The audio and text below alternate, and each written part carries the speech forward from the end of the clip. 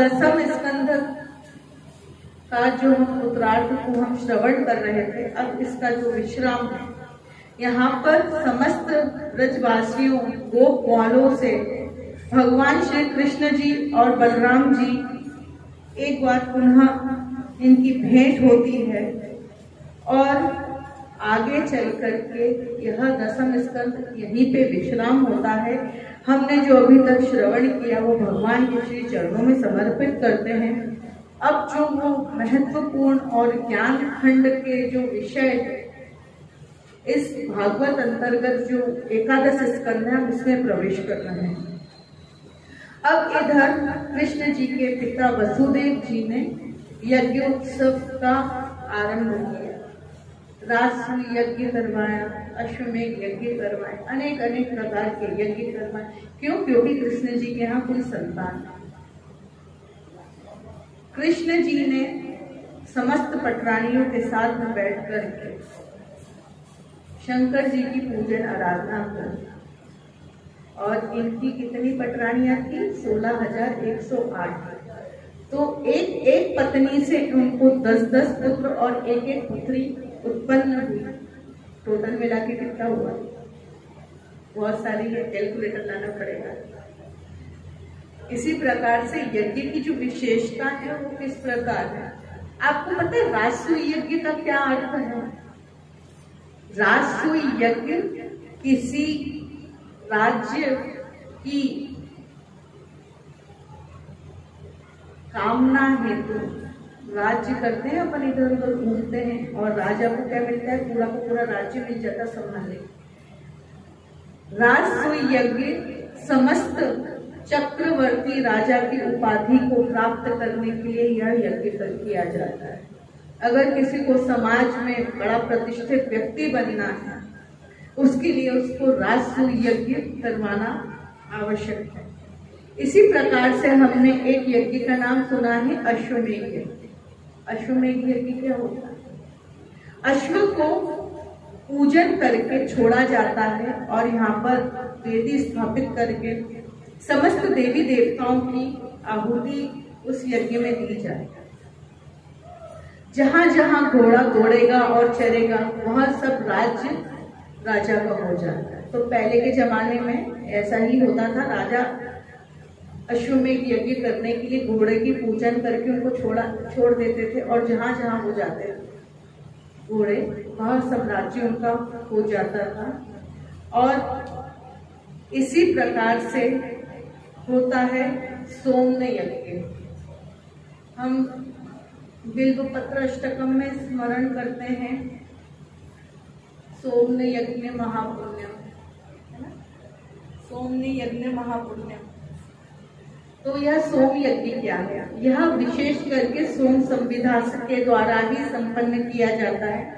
यह जो सोम संविदा है ये एक विशेष प्रकार से तालाब में उगती है, और जो उसकी पत्तियां रहती है कृष्ण पक्ष में छोटी होती जाएगी और शुक्ल पक्ष में इसकी पत्नियां बड़ी होती जाएंगी, और सर्प विशेष करके इन पत्तियों का ही आहार करते हैं। और ऐसी बात नहीं, कुछ शाकाहारी सर्प भी होते हैं और कुछ मांसाहारी भी सर्प होते हैं।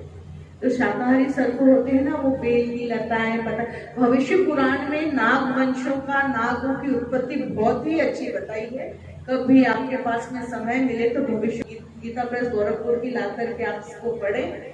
उसमें बहुत अच्छा सर्पों का वर्णन दिया गया है, काले रंग के सर्प, और दिन में कैसे सर्प काटते तो वो इतने जहरीले नहीं होते। अगर रात्रि के समय अगर कोई सर्प आपको अपना डंक मारता है तो वह आपके लिए ज्यादा घातक होता है।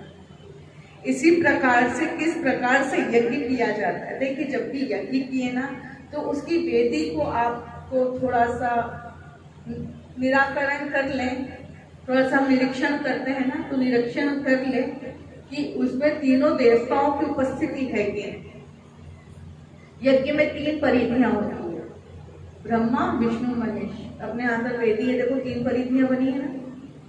जो श्वेत परिधि रहती है वह भगवान शंकर की, जो श्याम वर्ण की परिधि रहती है वह विष्णु जी की, और जो रक्त रूपी जो परिधि रहती है वो ब्रह्मा जी। इन वेदियों में जो तीन जो परिधि रहती है, इन तीनों देवताओं का प्रतीक है। इन तीनों देवताओं के उपस्थिति के बिना यज्ञ कोई भी संभव नहीं है। एक बार हो गया था ना दक्ष प्रजापति से, कितनी बड़ी गलती।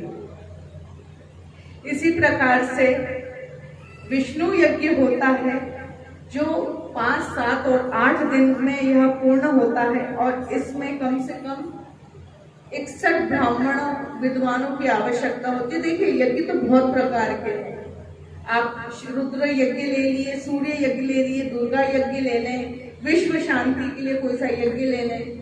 और इसी प्रकार से जब यज्ञ में आप आहुति डालें ना, विशेष करके ध्यान देना चाहिए कि वह साकल्य जो है वह परिधि के बाहर नहीं हो। थोड़ा पास में बैठ के करें, फेंके बिल्कुल भी खड़े होकर के यज्ञ में सिर्फ और सिर्फ पूर्णाहुति के लिए ही दी जाती है। और कोई किसी से बोलते ना कि बैठते नहीं बनता, उसके लिए किसी ऊंची आसन, कुर्सी, स्टूल की व्यवस्था करने, पर कभी भी खड़े होकर के आहुति नहीं देनी चाहिए। सबसे बड़ा दोष लगता है। देखिए एक और दोष लगता है, जब भगवान भोजन करते हैं ना तो हम पर्दा लगा देते हैं, और गलती से भी हमने वो पर्दा निकाल करके हमने देख लिया भगवान को ना, तो हमने अभी तक जीवन में जितने पुण्य किए हैं, जितने दान किए, जितने धर्म करे ना, वो उसी समय क्षय हो जाएंगे। तो हमको जो भी कार्य है हमको हमारे वेदन के अनुसार ही करना चाहिए। इसी प्रकार से अब यहाँ पर वसुदेव जी ने यज्ञ किया, कृष्ण जी के यहाँ पर पुत्रादि हुए हैं। अब इधर सुभद्रा जी का भी हरण होता है, जो उनकी बहन थी ना कृष्ण जी की, इनका भी हरण होता है और अर्जुन के साथ इनका विवाह होता है। आगे चल करके भगवान श्री कृष्ण की अनेक लीलाओं के अंतर्गत एकादश स्कंध में सर्वप्रथम क्या किया है, जो कृष्ण जी के पुत्र थे इन्होंने ले जाकर के उपद्रव करना प्रारंभ किया।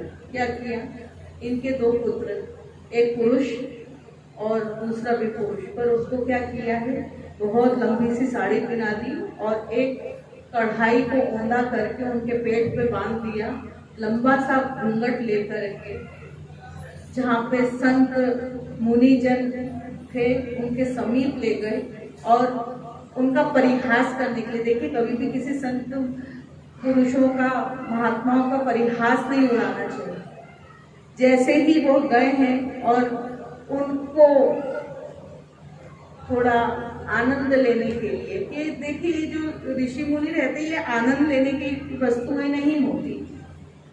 अब यहाँ पर जैसे ही वह संतों के पास उनका परिहास उड़ाने गए थे और कहते हैं कि हे महात्मा, आप यह बताइए, यह जो मेरी औरत है ये गर्भवती है, इसके गर्भ से पुत्र होगा कि पुत्री होगी?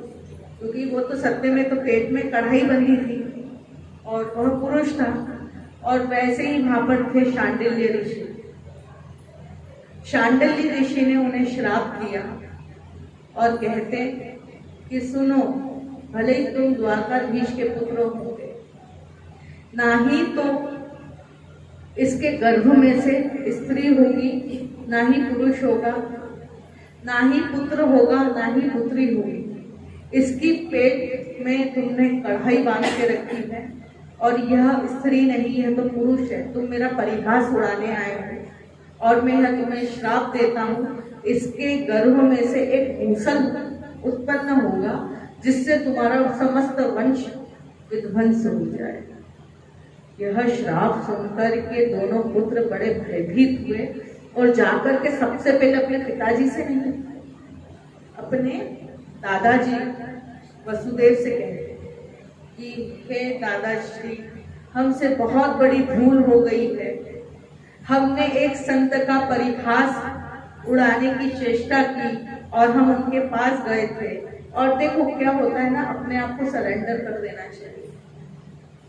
और जब जैसे ही उनका श्राप मिला था तो जब साड़ी खोल के देखी तो वो कढ़ाऊ थी ना, वो एक मूसल के रूप में परिवर्तित हो। संतों का इतना कोप होता है। ऐसे ही जो मूसल था ले जाकर के वहां पर वसुदेव जी को दिया है और पूरा वृत्तांत सुनाया कि हमने ऐसा कार्य किया था, इसको साड़ी पहना करके हम ऋषि के पास ले गए और वहां पर शांडिल्य ऋषि जी ने इस प्रकार से श्राप दिया। तो श्राप के भय से वसुदेव जी ने उस मूसल को घिस घिस के पूरा बुरादा बना दिया और थोड़ा सा जो टुकड़ा बना बचा था ना, वह सबका सब ले जाकर के समुद्र में प्रभावित कर दिया। कुछ समय के पश्चात वह मूसल के बुरादे के द्वारा एक मेनका नाम की घास उत्पन्न हुई। वह मेनका नाम की घास कैसी थी? नुकीली, एकदम। अच्छा, भूसा को देखा है ना, अभी आपने कभी तोड़ने की कोशिश करी तो हाथ कट जाता है। यह तो कुछ भी नहीं, भूसा तो पवित्र है, पर ये मेनका नाम की घास खास करके समुद्र तटों पे है और आज भी हम कहीं कहीं देखते हैं वह घास उगती है, बहुत लंबी लंबी घासें हैं। तो वह घासों को लेकर के एक समय की बात थी। कुछ समय व्यतीत होने के बाद यदुवंशियों में उन भाइयों के मध्य में किसी बात को लेकर के कुछ चर्चा हुई और वह गंभीर रूप ले ली। समस्त यदुवंशियों ने मदिरा पान कर रखी थी। मदिरा पान के कारण उनकी मति बुद्धि सब क्षय हो गई और उनको यह नहीं पता था कि हम क्या कर रहे हैं। ऐसे ही चल करके आगे जब वह वार्तालाप बहुत ज्यादा बढ़ गई तो सबके सब यदुवंशी गए हैं उसी समुद्र तट पर और ले जाकर के वह मेनका नाम की घास तोड़ी है। सबको प्रहार करना प्रारंभ किया है। ऐसे ऐसे एक एक करते करते जो यदुवंशियों के जितने भी, कृष्ण जी के जितने भी पुत्र थे, सबके सब वहीं मृत्यु को प्राप्त हुए। अब यहाँ पर आगे चल करके भगवान श्री कृष्ण जी, जब वसुदेव जी ने वह मूसल का बुरादा बनाया था तो उसमें से एक टुकड़ा शेष रह गया था, तो वह भी समुद्र में फेंक दिया गया था। उसको एक मछली ने अपने उदर में ग्रहण कर लिया। एक समय की बात थी, कुछ मछुआरों ने मछली पकड़ी है और उस मछली का जब उदर का चीरा था तो वह लोहे का जो छोटा सा टुकड़ा था वह उसे प्राप्त हुआ और ऐसे ही करके वह टुकड़ा किसी भेड़िए को दे दिया जो जंगल में जाकर के शिकार करते हैं ना, ऐसे ही उसको दे दिया। तो उसने उसको बड़ा नुकीला बना करके अपने तीर में लगा लिया।